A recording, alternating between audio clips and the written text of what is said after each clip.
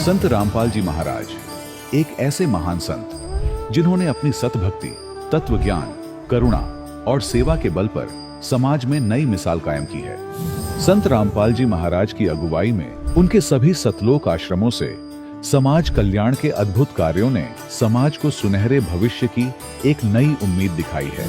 संत रामपाल जी महाराज से नाम दीक्षा लेने के बाद लाखों लोगों की लाइलाज बीमारियां जैसे कैंसर, एड्स आदि ठीक हुई। संत जी के ज्ञान से प्रेरित होकर उनके अनुयायियों ने लाखों यूनिट रक्तदान किया। संत जी ने लाखों बहन बेटियों का दहेज मुक्त विवाह करवाया।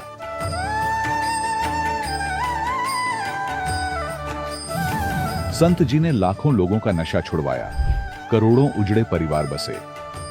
संत जी के आश्रमों में समागम के दौरान निःशुल्क नेत्र चिकित्सा, दंत चिकित्सा प्रदान की जाती है। संत रामपाल जी महाराज द्वारा समय समय पर पर्यावरण संरक्षण के उद्देश्य से बड़े स्तर पर वृक्षारोपण किया जाता है। संत जी ने जरूरतमंदों को तत्काल राहत पहुंचाने के लिए एम्बुलेंस सेवा शुरू की। संत जी अपने अनुयायियों को देहदान के लिए प्रेरित करते हैं, जिससे मानवता की सेवा और चिकित्सा क्षेत्र में सुधार हो सके। संत रामपाल जी महाराज के सभी आश्रमों में हर रोज निःशुल्क भंडारा आयोजित किया जाता है, जहां हर वर्ग, हर जाति और हर धर्म के लोग एक साथ बैठकर भोजन करते हैं।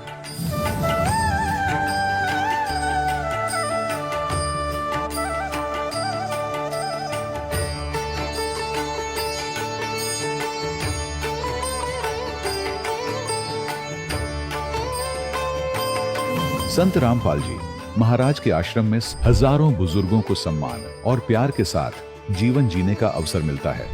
उनके खाने, रहने और स्वास्थ्य की पूरी जिम्मेदारी संत रामपाल जी महाराज उठाते हैं। अनाथ बच्चों के लिए संत रामपाल जी महाराज के सभी आश्रम किसी वरदान से कम नहीं। यहाँ उन्हें शिक्षा, संस्कार और भविष्य के लिए बेहतर अवसर प्रदान किए जाते हैं। चाहे बाढ़ हो, भूकंप या महामारी, संत रामपाल जी महाराज और उनके अनुयायी हमेशा ही जरूरतमंदों के लिए सबसे आगे खड़े रहते हैं। कोविड महामारी के दौरान संत रामपाल जी महाराज के आश्रमों से करोड़ों लोगों के लिए भोजन, दवाइयां और जीवन रक्षक सामग्रियां उपलब्ध कराई गई। चाहे गरीब की मदद हो या किसी शोषित और पीड़ित वर्ग के हक और सम्मान की लड़ाई, संत रामपाल जी महाराज ने हमेशा ही उनकी दबी आवाज को सरकारों तक पहुंचाया है और उन्हें उचित न्याय दिलवाने में अहम भूमिका अदा की है। समाज में आध्यात्मिक और सामाजिक मूल्यों के प्रति जागरूकता लाने में संत रामपाल जी महाराज हर कदम पर मानवता के सच्चे सेवक साबित हुए हैं। संत रामपाल जी महाराज का जीवन हमें सिखाता है कि सच्ची सेवा वही है जो निस्वार्थ भाव से की जाए। आइए हम भी इस महान सेवा के कार्य में इस महान संत से जुड़ें और संत रामपाल जी महाराज से नाम दीक्षा लेकर अपने जीवन को धन्य बनाएं।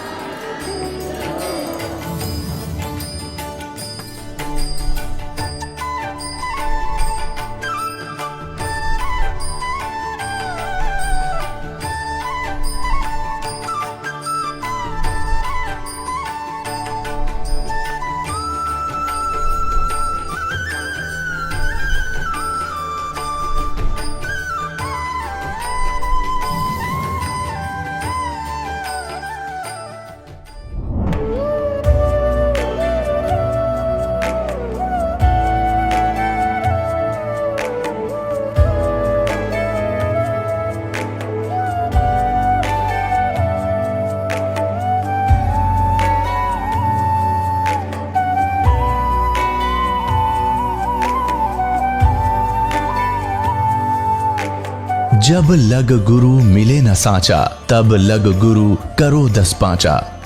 क्या गुरु बदल सकते हैं? क्या गुरु बदलने से पाप लगता है? आध्यात्म के इस मैदान में आखिर सही गुरु कौन है?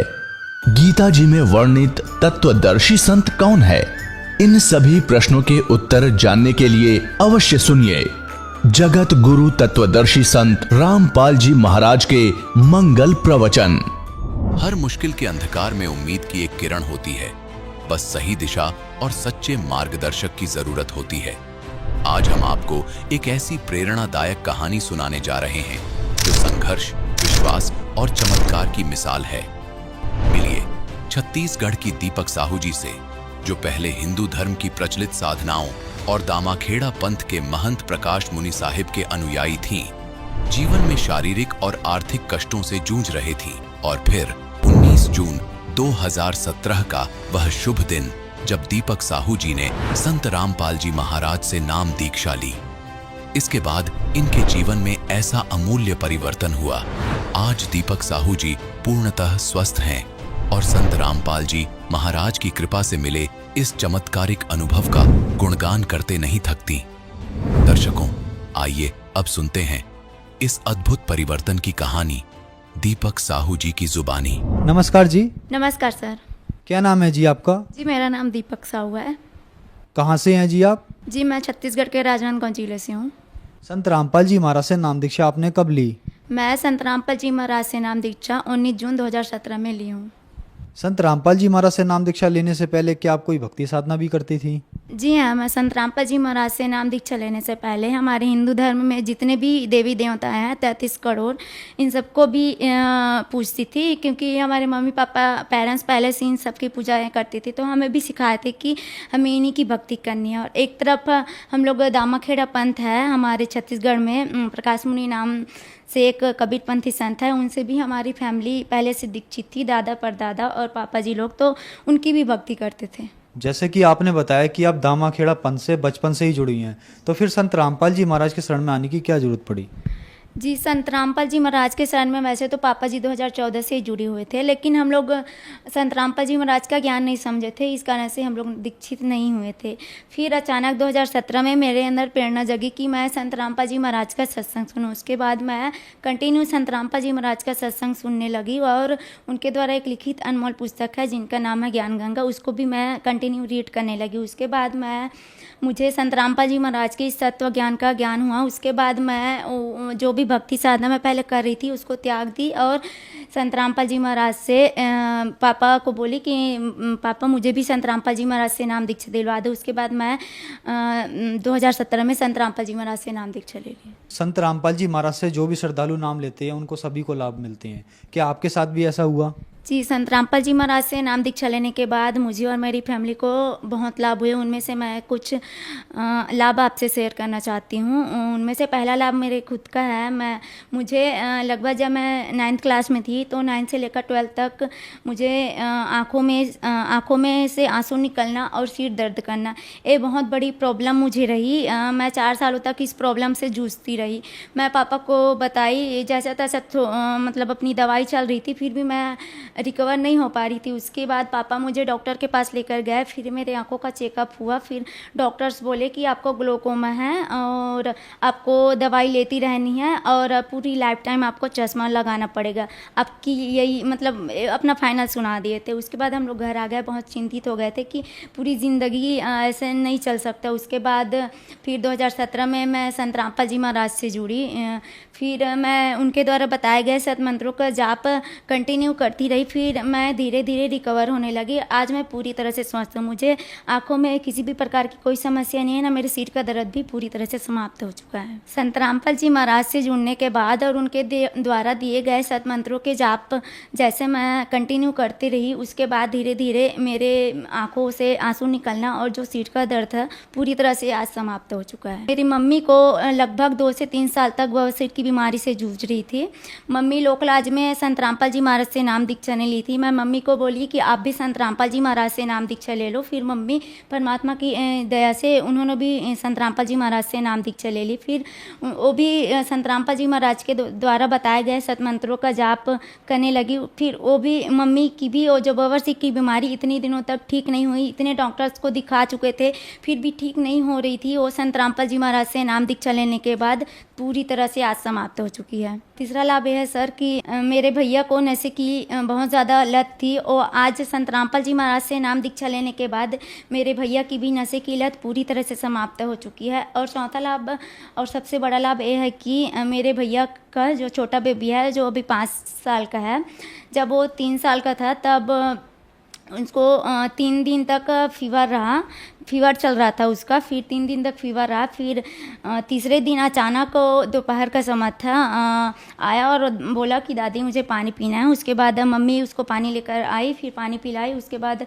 अचानक झटका सा दिया और बेहोश होकर गिर गया। फिर भैया उसको गोद में लिए और देखे तो उसकी मतलब वो जीवित नहीं था, वो मर चुका था। उसके बाद हम लोग बहुत ज़्यादा रोने लग गए। उसके बाद जो संत रामपाल जी महाराज का दंडवत स्थल हमारे घर पर बनाए हुए हैं, वहाँ ले जाकर उस बच्चे को लिटा दिए। उसके बाद तब मेरे भैया नाम दीक्षा नहीं लिए थे, सिर्फ मैं, पापा और मम्मी 3 जने ही नाम दीक्षा लिए थे। उसके बाद संत रामपाल जी महाराज से हम लोग अर्ज करने लगे कि परमात्मा आप तो मुर्दे तक को जीवित कर देते हो, हम भी आपके शरण में हैं, आज इस बच्चे को आप बचा लीजिए। आपको अगर आप सच में सच्चे परमात्मा हो तो इस बच्चे को जीवित करके दिखाओ।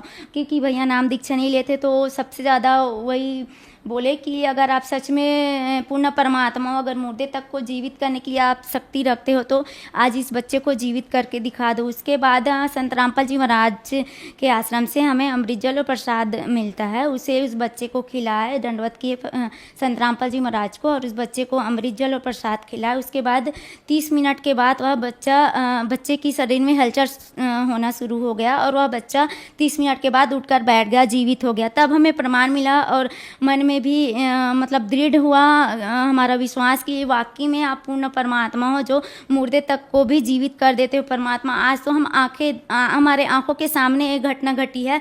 फिर उसके बाद मेरे भैया को भी दृढ़ विश्वास हुआ। फिर उन्होंने भी 2 घंटे बाद जाकर संत रामपाल जी महाराज से नाम दीक्षा ले ली। पहले जब हम संत रामपाल जी महाराज से नहीं जुड़े थे तो हमारी आर्थिक स्थिति बहुत ज़्यादा खराब रहती थी। और अभी का समय है, अभी पहले मेरे पापा और मेरे भैया दूसरे का शॉप में जाकर जॉब करते थे और अब का समय है परमात्मा की दया से हमारी आर्थिक स्थिति बहुत अच्छी है और हमारे खुद के 2 शॉप है परमात्मा की दया से। दीपक जी, जैसे कि दामा खेड़ा पंथ वाले कबीर साहब जी को मानते हैं और संत रामपाल जी महाराज जी भी कबीर साहब जी को मानते हैं, तो आप इतना पुराना पंथ दामा खेड़ा छोड़कर संत रामपाल जी महाराज की शरण में क्यों आई? जी पहले तो वहाँ जुड़े थे, लेकिन वो लोग कबीर पंथी उसे कहते हैं जो कबीर साहब के बताए हुए मार्गों पर चले। लेकिन वो लोग बिल्कुल भी आज के जो अपने आप को कबीर पंथी बोलते हैं, हम भी पहले बोलते थे, लेकिन हम लोग चलते बिल्कुल भी नहीं थे। कबीर साहब जी ने मूर्ति पूजा का भी खंडन किए थे, लेकिन आज के जो कबीर पंथी और एक तरफ मूर्ति पूजा भी करते हैं और एक तरफ अपने आप को कबीर पंथी भी बताते हैं, तो ये सब हमें नहीं जची।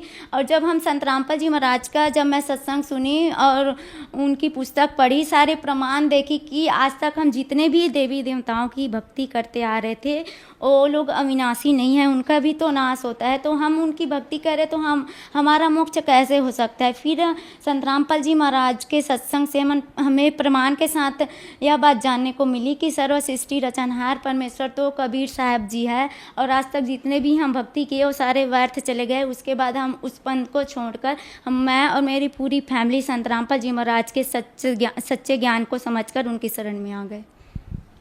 कबीर साहब जी को आप क्या मानती हैं? कवि मानती हैं, संत मानती हैं, भगवान मानती हैं? जी पहले तो मैं जब स्टडी करती थी तो कबीर जी के दोहे पढ़ते थे तो कबीर जी को कवि ही मानते थे। और जब हम लोग दामा खेड़ा पंथ से भी जुड़े थे तो उनको सदगुरु रूप में ही मानते थे, क्योंकि वहाँ हमें वही बताया जाता था कि कबीर साहब जी सदगुरु है। ऐसा नहीं बोलते थे कि कबीर साहब परमात्मा है, सदगुरु के रूप में ही बताते थे और वही मानसिकता हमारी बन गई थी कि वो सदगुरु है। मेरा तो कोई इंटरेस्ट नहीं था, बस सदगुरु रूप में उसे मानती थी और बाकी 33 करोड़ देवी देवताओं को ज़्यादा इंपॉर्टेंस देती थी मैं। फिर मैं संत रामपाल जी महाराज के सत्संगों में देखी, उनके पुस्तक में देखी प्रमाण की कबीर साहब जी भगवान है। तब से हमारी पूरी फैमिली उस पंथ को त्याग कर संत रामपाल जी महाराज के सच्चे पंथ में लगे हुए हैं।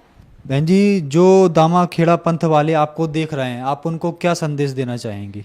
जी मैं उनसे संदेश तो हमारे सदगुरु रामपाल जी महाराज दे रहे हैं। मैं हाथ जोड़कर उनसे निवेदन ही करना चाहती हूँ कि आप जो अभी भक्ति मार्ग में लगे हुए हो, दामा खेड़ा पंथ पूरे काल के चलाए हुए पंथ है, उस पंथ में जाके भक्ति करने से हमारा पुण्य मोक्ष कभी भी नहीं होने वाला है।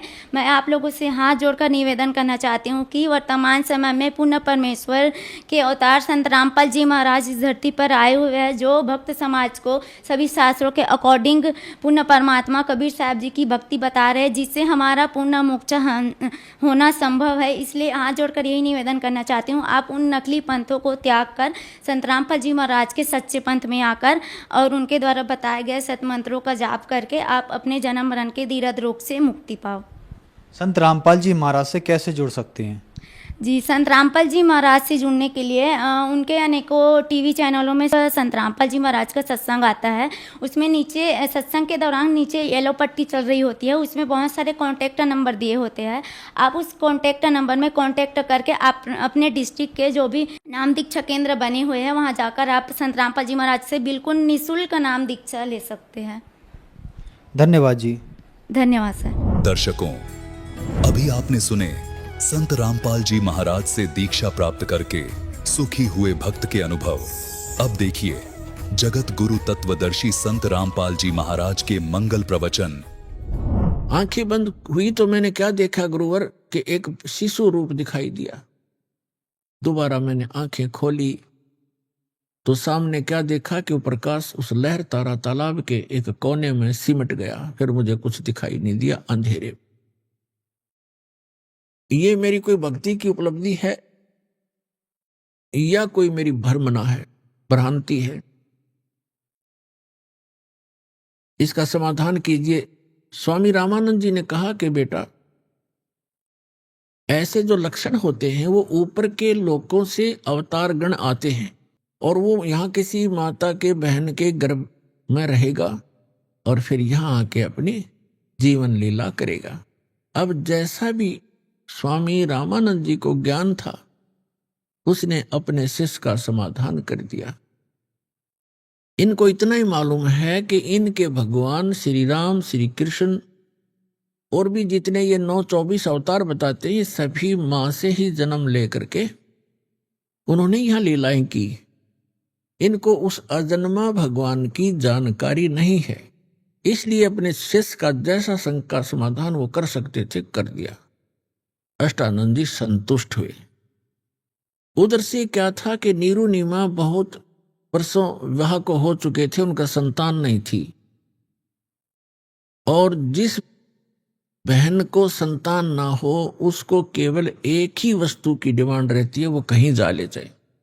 क्योंकि हमारे समाज का कुछ ऐसा ढांचा बिगड़ गया, ऐसी परंपरा बिगड़ गई हमारे अंदर, ये ऐसा समा गई लोकलाज कि जिस बहन को पुत्र ना हो वो सहन नहीं कर सकती कि लोग उसे बांझ कहें, चाहे परमात्मा की रजा से ही उसको बच्चे ना हो रहे हो। तो काफी वर्ष बीत गए थे, वो लगभग 60 वर्ष के आयु होगी थी नीरू और नीमा की, उनका संतान नहीं थी। और ऐसे ही कोई आकर के टोक देता है, कोई रिश्तेदार, कोई अड़ोस पड़ोस का, और घर आके चर्चा कर देता है कि आपको कोई संतान नहीं है, एक बालक तो चाहिए था। अब वो ना चाहते हुए भी अगर थोड़ी बहुत भूल गिरे तो इस तरह की कोई न कोई इंजेक्शन युग काल लगवा ही देता है। ऐसे उसकी कोई रिश्तेदार आई नीमा की, कोई जान पहचान की बहन, उसने सारी रात यह चर्चा रखी, एक बालक तो भगवान ने देना चाहिए था, और आप जैसे अच्छी आत्मा और बिना बालक के जिसका संतान नहीं है उसको तो कोई सुबह सुबह देख कर भी मुंह मोड़ देता है। ये हमारे धर्म गुरुओं की कमी रही है कि उन्होंने ऐसा भ्रम जाल फैला दिया कि जिसका संतान नहीं है वो आदमी, वो व्यक्ति मनहूस है। और पुण्यात्मा इस तत्व ज्ञान के आधार से परमात्मा कहते हैं जो सत भक्ति करते हैं, जो भगवान की भक्ति करते हैं, संतान है या नहीं है वो दोनों ही उच्च हैं। और उनमें से जिसको संतान नहीं है वो परमात्मा की विशेष कृपा पात्र है जो भक्ति कर रहे हैं। ये ना समझना कि जिनके संतान है वो कृपा पात्र नहीं है। कृपा पात्र तो वो भी हैं क्योंकि भगवान ने शरण में ले लिए हैं, लेकिन उनके लिए इसलिए कहा जा रहा है कि उनका कोई किसी से संस्कार उलझा नहीं है और काल की एक ऐसी आदत है, ये उड़ जुआड़ियां चाहता है, चाहे किसी भी प्रकार उसको फंसाना पड़े उसकी चेष्टा रहती है। ऐसा लोक वेद, ऐसा समाज बना दिया, तो न चाहते हुए भी वो बहन जिसके बालक नहीं है, वो पता नहीं कि कहीं बता दो उसको, कोई क्रिया बता दे, वही जाएगी बेचारी। किसी प्रकार मेरा यो निसंतान वाला जो पॉइंट है ये क्लियर हो जाए। अपने आत्माओं परमात्मा खोजे से नहीं मिलते। ऋषियों ने हजारों वर्ष तपस्याएं कर ली, वो मालिक नहीं मिला, और वो परमात्मा नीरू और नीमा को आकर मिल गए। क्या उनको संतान नहीं दे सकते थे? वो कितनी प्यारी आत्मा होंगी उनकी,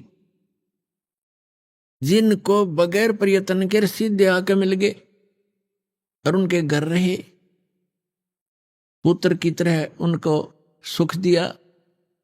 लेकिन वो पुत्र भी दे सकते थे, वो ना भाग्य में हो तो भी दे सकते थे, लेकिन वो विशेष कृपा पात्र थे। परमात्मा अपने जीव को ये संसारिक जो सुख हैं, यहाँ की जो सुविधाएं हैं, जिनको हम उत्तम मान रहे हैं, ये भक्ति मार्ग में उत्तम नहीं है, बाधक है। तो ऐसा कोई अनजान ही कर सकता है जो अपने निजी बच्चे को और जानबूझ के कीचड़ में गिरे, वो तो कीचड़ से निकाल कर धोया मांजा करे, और दोबारा कीचड़ में कोई डाल सकता है? पुण्यात्माओं, आप तो मांगते हो यहाँ के सुख, यहाँ की संपत्ति, संतान, ये मिला आपको, और परमात्मा को आपका पहाड़ जैसा दुख दिखाई देता है। यदि आप जी अब मोक्ष प्राप्त नहीं कर सके, ना जाने कितने जन्मों में ये कष्ट आपको फिर सामने खड़े दिखाई देंगे। यदि इन संसारिक कार कोठियों में, घोड़ा बग्गियों में सुख होता, तो परमात्मा एक झोंपड़ी में नहीं रहते, एक झोंपड़ी में नहीं रहते, और कपड़ा बुनकर एक सिंपल मैन की, एक बिल्कुल निर्धन व्यक्ति की भूमिका नहीं करते। वो हमें ये दिखाना चाहते थे कि यदि आपको ये ज्ञान हो जाए कि ये काल का लोक है, यहाँ जन्म मृत्यु का दीर्घ रोग आपको लगा हुआ है, और जितनी बार भी जन्मोगे आपको ये संकट फिर प्रत्येक बार झेलने पड़ेंगे, जो आज जीवन में झेल रहे हो। इसका अंत नहीं, और एक ऐसा सुखमय स्थान है जहां जाने के बाद आपकी जन्म मृत्यु कभी नहीं होगी, और वहां आपका मनुष्य शरीर होगा, आपके बच्चे होंगे, आपकी पत्नी होगी, आपका संतान होगा, एज इट इज होगा, आपका परिवार होगा, वो कभी मृत्यु को प्राप्त नहीं होगा। और यहां आप सारा जीवन इन्हीं की सुरक्षा में लगे रहते हैं, और पता नहीं कब बिजली गिर जाए। केदारनाथ नाम के एक धार्मिक स्थान के ऊपर बहुत भयंकर फ्लड आ गया, लगभग 20,000 वहां श्रद्धालु और आसपास के क्षेत्र के लोग मारे गए। बताओ, अब वो बेचारे अपने परिवार के लिए ही बैठे थे, मेरा बच्चा ऐसे हो जाए, मेरी बेटी ये बन जा, पुत्र अच्छा नौकर लग जा, नौकरी लग जा, ऐसे हो जा, धन बन जा।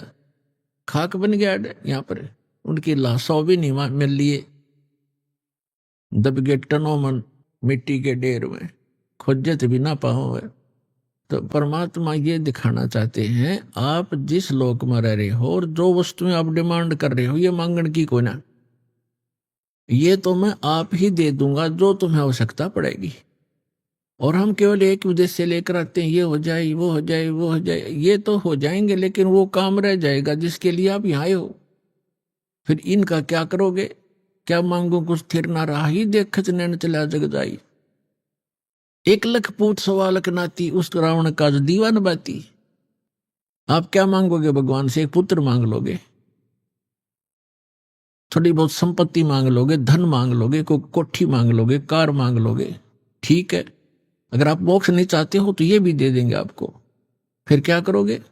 रावण के 1,00,000 पुत्र थे और सद्भक्ति ना करने से सर्वनाश को प्राप्त हुए। अंत में उनके कोई दीपक जलाने वाला शेष नहीं रहा। सर्व सोने की लंका थी वह रावण से रणधीरम, एक पलक में राज विराजी चमके पड़े जंजीरम। तो परमात्मा उनको संतान भी दे सकते थे पर नहीं दिया। कीचड़ में नहीं डाल सकते आप माता पिता अपने बच्चों को, कीचड़ से निकाला करते हैं। तो वो कोई बहन उस नीमा के सामने आई, चली गई, 2 इंजेक्शन ला के, एक पुत्र तो चाहिए था। भगवान ने यह क्या करी, तेरा संसार में साजा हो जाता है, लोग देखते नो के हैं वो आ गया मनुष्य। तो वह सारी रात करवट बदलती रही बहन नीमा, और सुबह उठ के उसके पति ने कहा कि चल स्नान करने चलते हैं, समय हो गया, उठकर चल पड़ी। रास्ते में क्योंकि बेशक उन्होंने मुसलमान धर्म स्वीकार कर लिया था लेकिन भगवान शिव को भुला नहीं पा रहे थे। रास्ते में अकेले आ रहे थे, नीमा फूट फूट कर रो रही थी कि हे भगवान शंकर, हे महादेव, मुझ दासी को भी एक खिलौना दे देते, मेरा भी संसार में मुंह ऊपर को करके जीने का साधन बन जाता।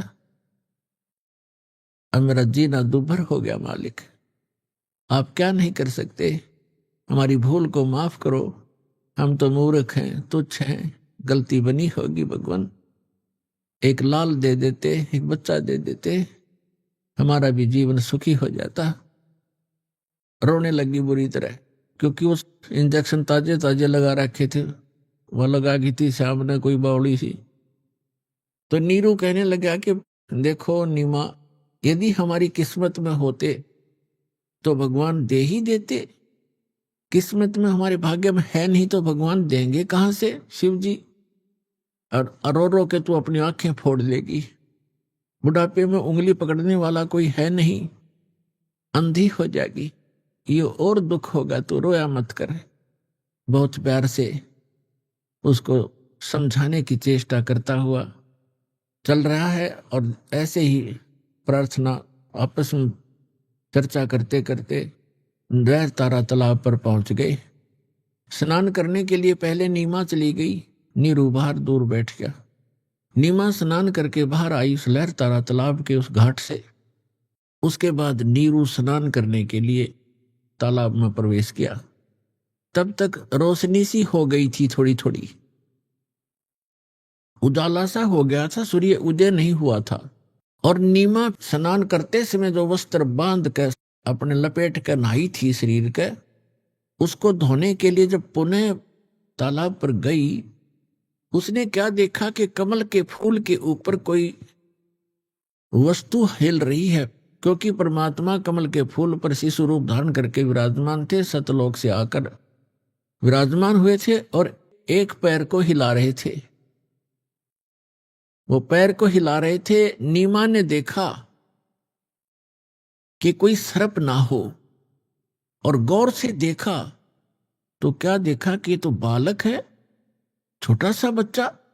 उसने अपने पति से कहा कि देखियो जी, कमल के फूल पर बालक है, देखिए उस कमल के फूल पर बालक लेटा है। नीरू नाते नाते कह रहा कि नीमा तू मेंटल होली, तू बिल्कुल पागल होगी बच्चों के मोह में। अब तुझे इस सरोवर के अंदर जल में, गहरे जल में भी बच्चे दिखाई देने लगे, तो कुछ संतोष कर, कुछ सब्र कर। तो वो फिर जोर से कहने लगी, देखियो जी सचमुच, देखो देखो देखो सामने। अब उसने सोचा देख तो लूं, या पागल किसको क्या कह रही है। उसने ज्यों ही जिस तरफ वो संकेत कर रही थी ध्यान से देखा, तो सचमुच कमल के फूल पर बालक लेटा है। अब उसने भी आव देखा ना ताव देखा, कमल के फूल समेत तोड़ लिया, उठा लिया और अपनी पत्नी को थमा दिया।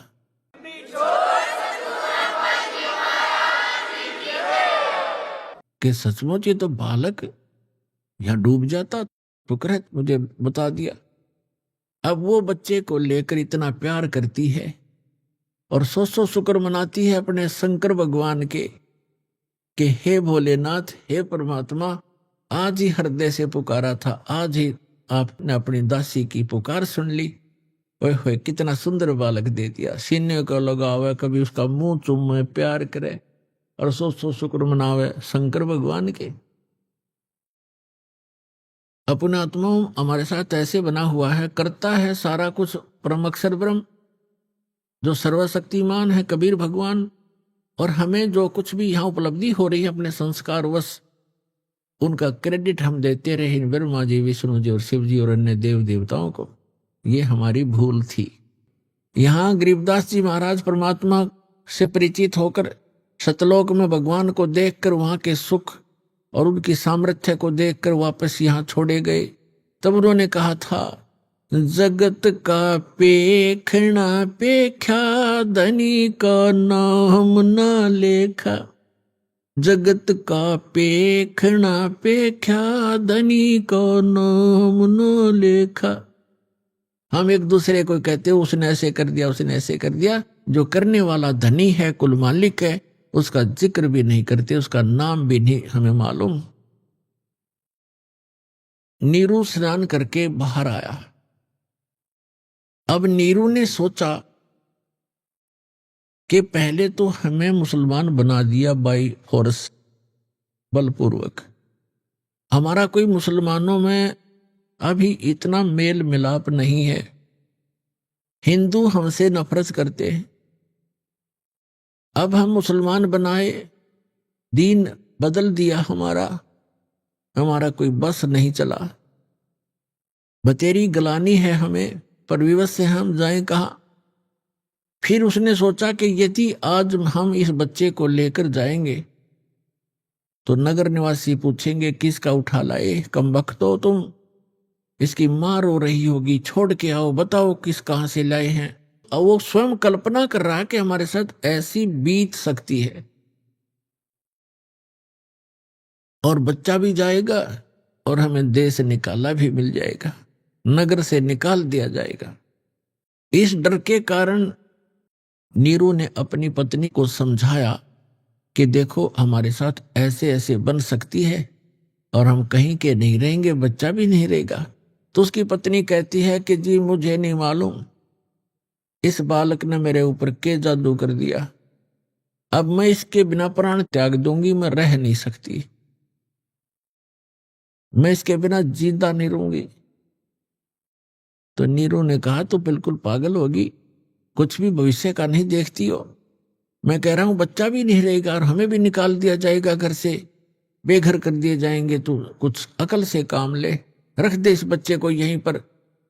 अपने पूरे जीवन में उस महापुरुष ने अपनी पत्नी की तरफ प्रथम बार हाथ किया था कि मैं तेरे थप्पड़ मार दूंगा, तू ज्यादा मुंह लग गई है।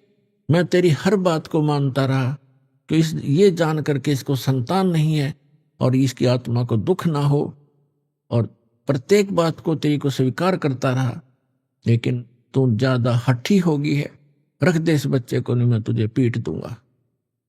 बहुत दुखी होकर के उसने हाथ किया अपनी पत्नी की ओर, और वो टस से मस नहीं हो रही थी कि मार बेशक बच्चा नहीं छोड़ूंगी। तब परमात्मा ने कहा कि हे मोमिन, मुझे ले चलो अपने घर, तुम पर कोई आपत्ति नहीं आएगी, मैं तुम्हारे लिए ही आया हूं।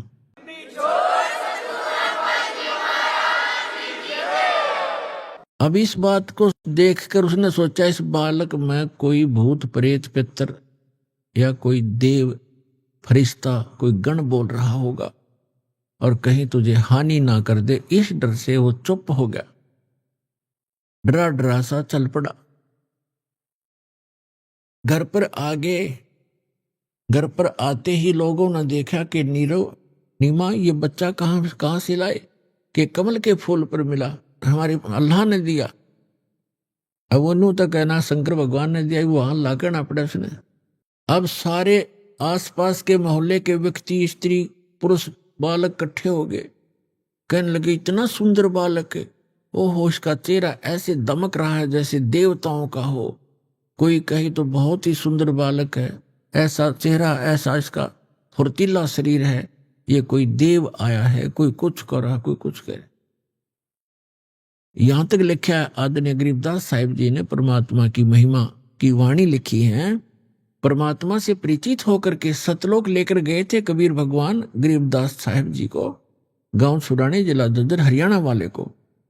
वो जब 10 वर्ष के थे सतलोक लेकर गए, अपने जहां निज स्थान पर भगवान रहता है। जो शाश्वत स्थान है, जिसको गीता अध्याय नंबर 18 के श्लोक नंबर 62 में कहा कि अर्जुन तू सर्वभाव से उस परमेश्वर की शरण में जा, उसकी कृपा से ही तू परम शांति को और सनातन परम धाम को प्राप्त होगा। तो शाश्वत स्थान में परमात्मा रहते हैं, वहां लेकर गए थे तो वापस छोड़ा था। गरीबदास जी को दिव्य दृष्टि दे दी थी, उस दिव्य दृष्टि के आधार से और आंखों देखा भगवान के उस सारे नजारे को, गरीबदास साहिब जी ने एक ग्रंथ की रचना की जिसको गरीबदास ग्रंथ कहते हैं।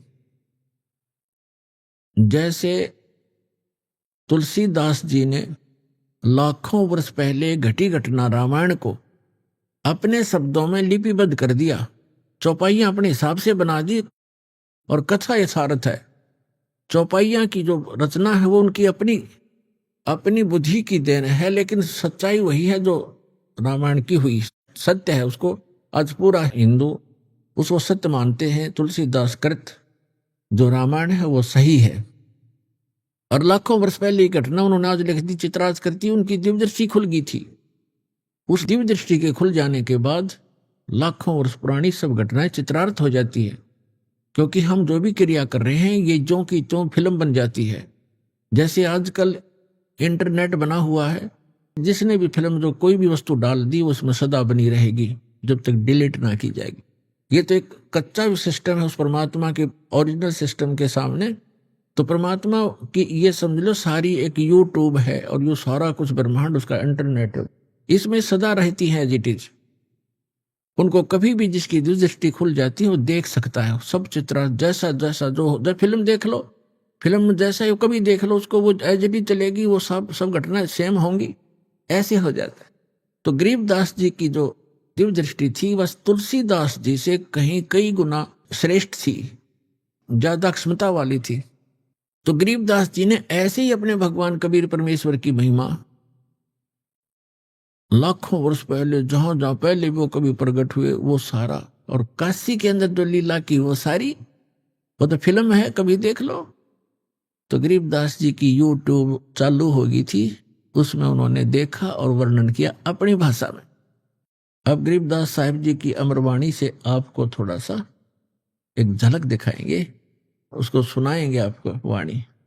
क्या बताते हैं कि जब वहां परमात्मा को लेकर आए, आसपास के लोग इकट्ठे हो गए, यहां तक काशी के राजा तो थे वो भी देखने आए कि इतना सुंदर बालक है, भगवान कमाल हो गया। तो उस समय की एक वाणी सुनाते हैं आपको। 84 बंधन कटे वो कीनी कल्प कबीरे, भवन चतुर्दश लोक सब ये टूटे जम जंजीरे, अनंत कोट ब्रह्मांड में वो बंदी छोड़ कहाए, सतगुरु पुरुष कबीरे हैं वो जननी जने नमाए। कि ये परमात्मा अनंत कोट ब्रह्मांड में ये बंदी छोड़ कहाए। बंदी छोड़ कौन होते हैं? अमर करूं सतलोक पठाऊं, तात बंदी छोड़ कहाऊं, बंदी छोड़ हमारा नामम, अजर अमर है अस्थिर ठामम। अमर करूं, यहां आपको ऐसी भक्ति शक्ति दूंगा, आपको अमर कर दूंगा। आप मृत्यु के उपरांत वहां चले जाओगे जहां जाने के बाद साधक फिर लौटकर कभी संसार में नहीं आते, और वहां आपका संसार होगा, आपका परिवार होगा। और जिस परिवार को पुण्यात्माओं वैसे का अपने या बात ना अच्छी लगे, लेकिन सत्य कड़वी होती है, पर उसको सहन करके उसके ऊपर यदि अमल कर लिया जाए तो विष से अमृत बन जाता है, वो कड़वी से मीठी बन जाती है। जो उस परिवार आपका है ये आपका नहीं है। आप एक दूसरे के पिछले पूर्व जन्म के संस्कारों से या बेटा बेटी, पुत्र पुत्री, पति पत्नी जैसे भी रिश्तेदारी बनी है, ये एक लेवा एक देवा दूतम। जैसे सुखदेव ऋषि ने अपने पिता व्यास जी से कहा था, गर्भ से निकलकर चलते चलते गर्भ से बाहर आते ही अपनी माँ के गर्भ से 12 वर्ष की आयु में 12 वर्ष तक माँ के गर्भ में रहा था। बाहर आते 12 वर्ष का रूप, जितनी आई हाइट बन गई उसकी एकदम, और उठ के चल पड़ा। व्यास जी ने यह कहा था कि आप बेटा मुझे दर्शन दे दे, 12 वर्ष तेरी इंतजार करी, बालक होगा बालक होगा। तो उसने कहा था कि ऋषि जी, ना जाने कितनी बार तू मेरा बाप बन लिया, ना जाने कितनी बार मैं तेरा बाप बन लिया। ये तो बुरा झंझट है। अब क्या मुझे इस रोग को कटवाने दे, मैं देखूं नहीं आपके, और आप में मेरी ममता बन जा, मैं नहीं देखूंगा। और कहा, एक लेवा एक देवा दूतम, कोई किसी का पिता नहीं पुतम, ऋण संबंध जुड़ा एक ठाठा, अंश में सब 12 बाटा।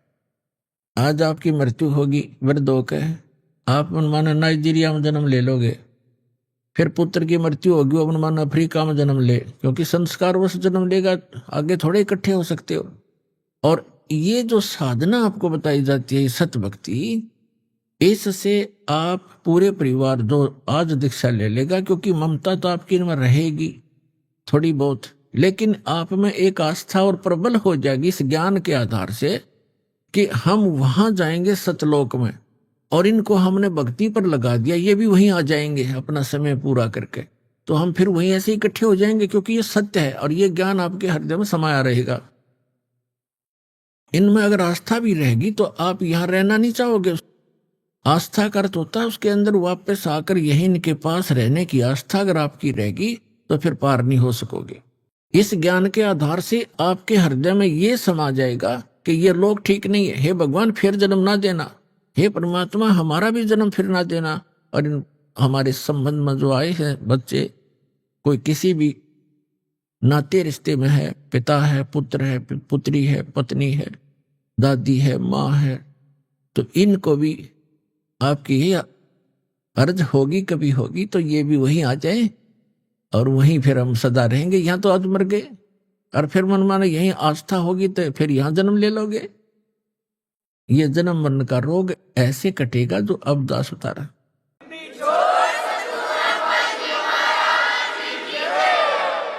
तो कहने का भाव ये है कि आप एक दूसरे के साथ यह परिवार बना है, ये एक ऋण है, एक दूसरे का कोई लेना देना है। तो वो भी इंसान अच्छा नहीं होता जो लेन देन ठीक से ना करे। आपको ये पता लग गया कि ये इनका हमें आपस में कुछ लेना देना है, इसलिए हमारे साथ है, तो वो इंसान भी निकम्मा होता है जो अपने लेन देन को ठीक से ना सुलझावे, वो भी अच्छा नागरिक नहीं होता। तो आपने एक अच्छे भगत भी बने रहना है, और जो भी जिस रूप में आपको पुत्र या पिता, पुत्री या माता, बहन मिला है, उन सब को वो एक रोल एक अच्छे पात्र की तरह आपने सुपात्र की तरह उसको वो भी निभाना है, तभी आप सफल होगे। तो कहने का भाव दो दास आपको बताना चाहता है कि अमर करूं सतलोक पठाऊं, ताते बंदी छोड़ कहाऊं। अमर करूं और सतलोक भेज दूंगा, स्पेशल साथ जाकर ना काल जाने दे है।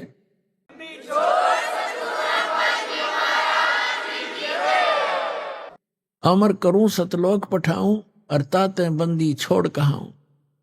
बंदी छोड़ हमारा नामम, अजर अमर है अस्थिर ठामम। ठाम मन स्थान, अजर अमर है वो लोक, कभी नाश में नहीं आता, वो सतलोक कहलाता। सत्य माने अविनाशी, शाश्वत, सदा रहने वाला स्थान, वहां ले जाऊंगा तुम्हें, वहां छोड़ दूंगा। तो यहां कहते हैं अनंत कोट ब्रह्मांड में बंदी छोड़ कहाए, सो तो एक कबीर हैं जननी जने नमाए। वो किसी माँ से पैदा नहीं हुए।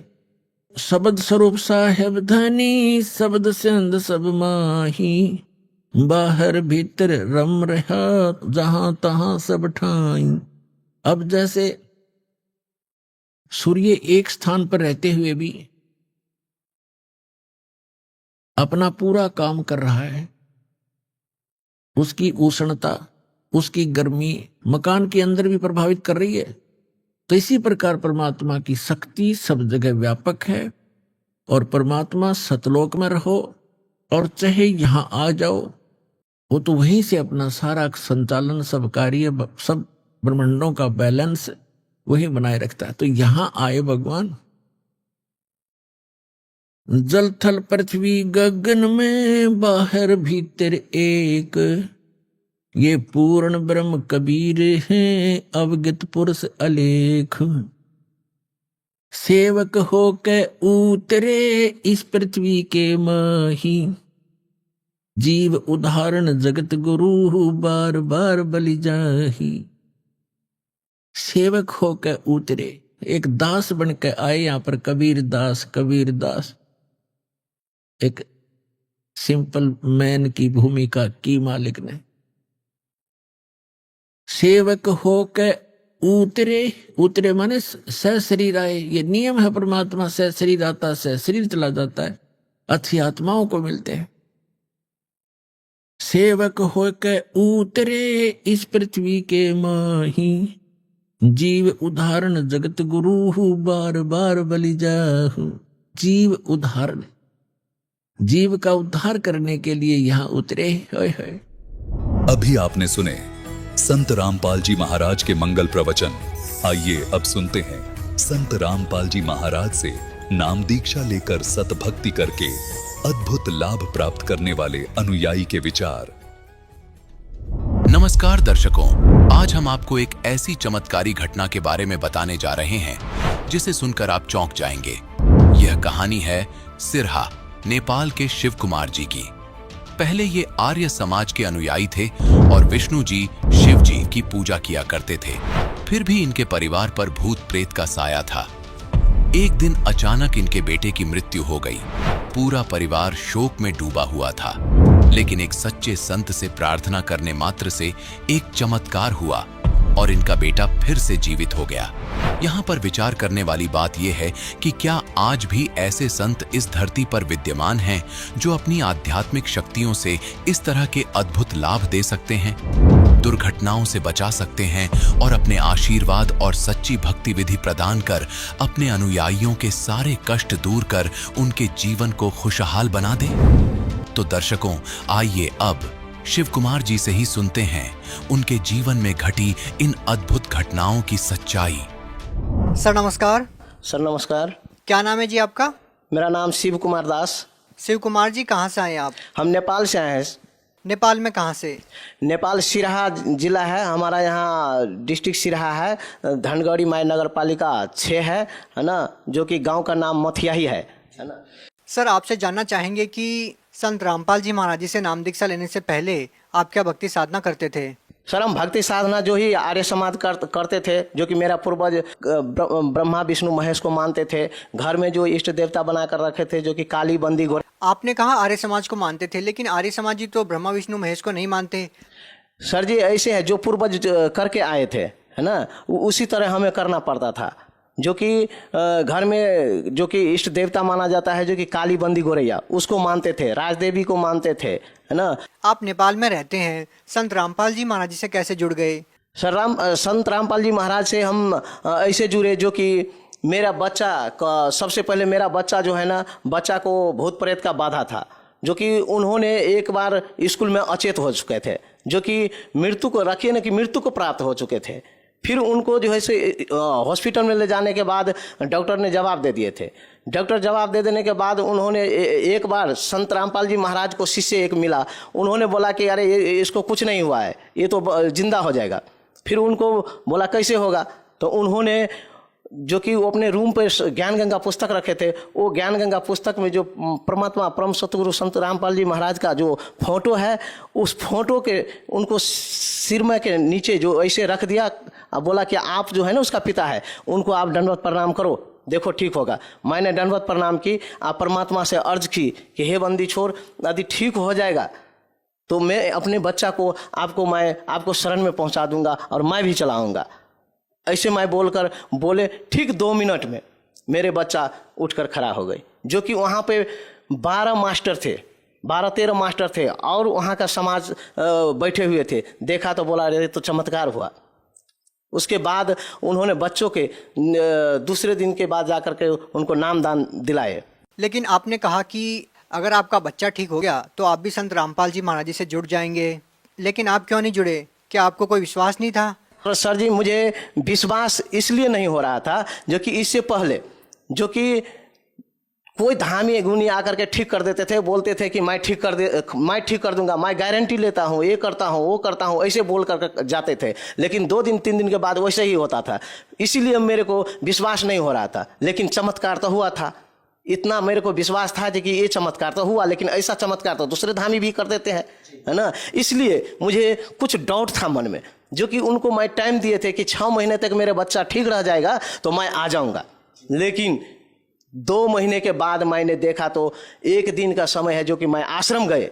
आश्रम जाने के बाद वहाँ पर 81 बंदी छोड़ सतगुरु रामपाल जी महाराज की दया से मेरा ये माइंड 81 जो है ब्रेन जो है सो मेरा नाच गए। वहाँ पर जाने के बाद जो है मैं वहीं पर नामदान ले लिए। एक ही बार मेरे बच्चा बोला कि पिताजी आप भी नामदान ले लीजिए, मुझे अकेले दिल नहीं लगता है।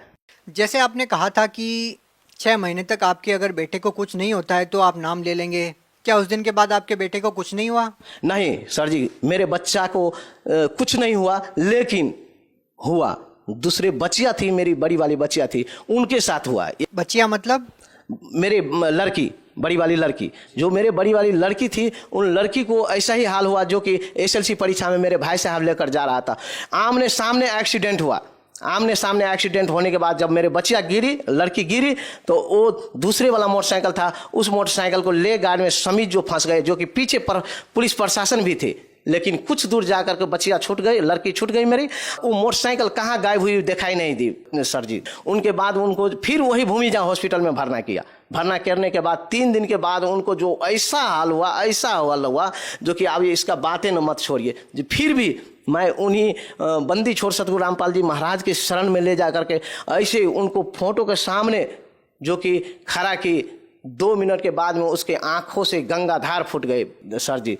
उनके बाद मेरे बच्चा ने, लड़की ने जो जंतर मंतर था गर्दन में, उसको काट कर फेंक दिया। उसके बाद उसके सुबह में जा कर के बोले कि पिताजी मुझे आश्रम ले चलिए। जब आश्रम ले गए सर जी, वहाँ जा कर के मेरा बेटी अपना अच्छा से नामदान लिए। उसके बाद एकदम वो भी कंप्लीट ही। सर आपकी इन बातों पे कौन विश्वास करेगा? आपके कहने का मतलब है कि आपके बेटे की मृत्यु हो गई थी, डॉक्टर्स ने भी बोल दिया था कि अभी ये आपका बच्चा मृत्यु को प्राप्त हो चुका है, उसके बाद वो बच्चा जीवित हो जाता है, तो इन बातों पे कौन विश्वास करेगा कि मुर्दे तक को जिंदा कर देते हैं संत रामपाल जी महाराज जी? सर जी, विश्वास करना वो अपना अंतरतः का दिल का बात है। विश्वास करे या न करे वो तो दूसरी बात होती है। लेकिन जो घटना मेरे साथ हुई है, जो कि वहाँ पर माउंट का प्रिंसिपल लगाए, जो कि 12-13 मास्टर था, सारे वहाँ का जो कि समाज मेले लगे हुए थे, वो सभी ने चमत्कार देखा है। अब बोला जो कि ये चमत्कार तो वास्तव में कोई भगवान ही कर सकता है। अच्छा, आपसे ये जानना चाहेंगे कि बहुत से लोग ये कहते हैं कि संत रामपाल जी महाराज जी से नाम दीक्षा लेने से पहले वो नशा करते थे और नाम दीक्षा लेने के बाद उन्होंने नशा छोड़ दिया। क्या आप भी कोई नशा करते थे? सर, नशा का बात तो बीड़ी तंबाकू खैनी हम नहीं खाते थे, लेकिन बियर पीते थे। हम नेपाल में रहने के ऐसे बियर पीते थे। सर और कोई लाभ मिला संत रामपाल जी महाराज जी से नाम दीक्षा लेने के बाद? लाभ तो सबसे पहले मेरे बच्चा मिला। दूसरी बात जो है कि लाभ हमें ये मिला जो कि मेरा 100 वर्ष का पिताजी है ना, 100 वर्ष का पिताजी का जो कि शरीर अभी भी वैसा है जो कि जैसा होना चाहिए, जो कि अभी भी परमात्मा उनको शायद अब कितना आयु बढ़ा दिया है, अब वो तो परमात्मा ही जाने। क्या समस्या थी उनको? समस्या ये थी कि 100 वर्ष की थी, उसका आयु खत्म थे, लेकिन उन्होंने टहल बुल नहीं सकते थे। हमेशा ये घुटना दुखता रहता था, ये हर एक जोड़नी दुखता रहता था, हमेशा रोता रहता था, उठ बैठ नहीं सकते थे, पेशाब कर देते थे, जो कि बेडे पर टॉयलेट कर देते थे। लेकिन जिस दिन से परमात्मा बंदी छोड़ सतगुरु रामपाल जी महाराज की शरण में आए हैं, उनसे दीक्षा ली है, उस दिन से मालिक इतना शक्ति उनको दिए हैं जो कि वो घर में बात क्या करे, बिस्तर के बात क्या करे, वो बिना टॉयलेट और बाथरूम से नीचे की बात ही नहीं करते हैं और सारा खेत पथार घूम कर आते हैं। भगत समाज को क्या संदेश देना चाहेंगे सर? भगत समाज को मैं यही संदेश देना चाहूँगा कि इस वक्त वास्तव में परमात्मा कबीर साहब बंदी छोड़ सतगुरु रामपाल जी महाराज की चोला में आए हुए हैं, जो कि यही अवसर है जो कि बंदी छोड़ सतगुरु रामपाल जी महाराज की शरण में आकर के जो है से नाम दीक्षा ले और नाम दीक्षा लेकर अपना कल्याण करे। क्योंकि बार बार ये मनुष्य जन्म नहीं मिलता है, जो कि कहा गया है, जो कि मानुष जन्म दुर्लभ है, मिले न बारंबार, तरवर से पत्ता टूट गए, बहुर न लागे डार। इसलिए जो कोई लेट करेगा, देर करेगा, वो समझे कि वो अपने आप को हत्या कर रहा है। जी धन्यवाद। सत साहेब। संत रामपाल जी महाराज एक ऐसे महान संत जिन्होंने अपनी सतभक्ति, तत्व ज्ञान, करुणा और सेवा के बल पर समाज में नई मिसाल कायम की है। संत रामपाल जी महाराज की अगुवाई में उनके सभी सतलोक आश्रमों से समाज कल्याण के अद्भुत कार्यों ने समाज को सुनहरे भविष्य की एक नई उम्मीद दिखाई है। संत रामपाल जी महाराज से नाम दीक्षा लेने के बाद लाखों लोगों की लाइलाज बीमारियां जैसे कैंसर, एड्स आदि ठीक हुई। संत जी के ज्ञान से प्रेरित होकर उनके अनुयायियों ने लाखों यूनिट रक्तदान किया। संत जी ने लाखों बहन बेटियों का दहेज मुक्त विवाह करवाया।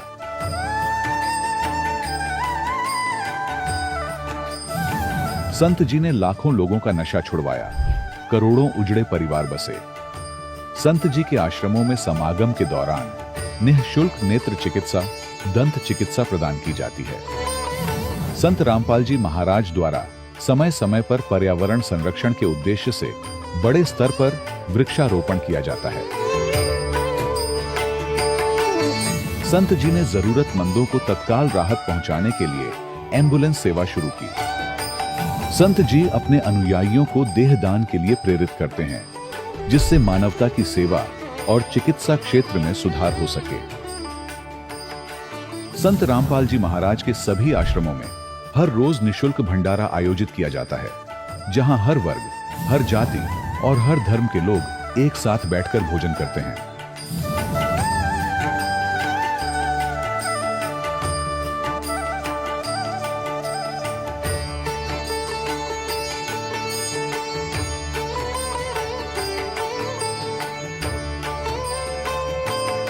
संत रामपाल जी महाराज के आश्रम में हजारों बुजुर्गों को सम्मान और प्यार के साथ जीवन जीने का अवसर मिलता है। उनके खाने, रहने और स्वास्थ्य की पूरी जिम्मेदारी संत रामपाल जी महाराज उठाते हैं। अनाथ बच्चों के लिए संत रामपाल जी महाराज के सभी आश्रम किसी वरदान से कम नहीं। यहाँ उन्हें शिक्षा, संस्कार और भविष्य के लिए बेहतर अवसर प्रदान किए जाते हैं। चाहे बाढ़ हो, भूकंप या महामारी, संत रामपाल जी महाराज और उनके अनुयायी हमेशा ही जरूरतमंदों के लिए सबसे आगे खड़े रहते हैं। कोविड महामारी के दौरान संत रामपाल जी महाराज के आश्रमों से करोड़ों लोगों के लिए भोजन, दवाइयां और जीवन रक्षक सामग्रियां उपलब्ध कराई गई। चाहे गरीब की मदद हो या किसी शोषित और पीड़ित वर्ग के हक और सम्मान की लड़ाई, संत रामपाल जी महाराज ने हमेशा ही उनकी दबी आवाज को सरकारों तक पहुंचाया है और उन्हें उचित न्याय दिलवाने में अहम भूमिका अदा की है। समाज में आध्यात्मिक और सामाजिक मूल्यों के प्रति जागरूकता लाने में संत रामपाल जी महाराज हर कदम पर मानवता के सच्चे सेवक साबित हुए हैं। संत रामपाल जी महाराज का जीवन हमें सिखाता है कि सच्ची सेवा वही है जो निस्वार्थ भाव से की जाए। आइए हम भी इस महान सेवा के कार्य में इस महान संत से जुड़ें और संत रामपाल जी महाराज से नाम दीक्षा लेकर अपने जीवन को धन्य बनाएं।